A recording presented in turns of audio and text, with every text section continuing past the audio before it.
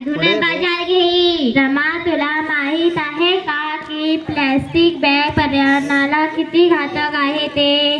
काय सांगतेस तू? अगं खरंच, आजकाल आम्ही जिकडे पाहावे तिकडे प्लास्टिकचाच कचरा दिसतो।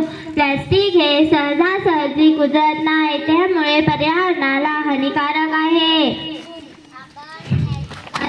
टाकून हो, पण प्लास्टिक जाळल्यानंतर त्यातून बाहेर पडणारा कार्बन मोनॉक्साईड हा विषारी वायू पर्यावरणाला खूप घातक आहे। या विषारी वायूमुळे हवा दूषित बनते।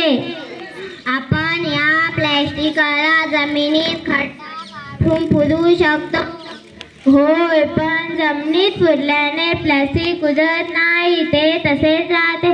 शिवाय माती विषारी बनते व तेवढ्या जागेत उगवत नाही, जमीन नापीक होते। होय मेघा, तू अगदी चांगली माहिती सांगितली मला। मी आजपासून हे विषारी प्लास्टिक कधीच वापरायचे नाही। होय, आणखी एक सांगायचं राहून गेलं, आजकाल प्लास्टिकच्या कपातून चहा व प्लास्टिकच्या पत्रावळीमधून जेवणाची फॅशन आली आहे। हो, कप धुण्याचा व ताट घासण्याचा त्रास वाचतो, पण कॅन्सरसारखा रोग यामुळे होतो। तो कसा काय?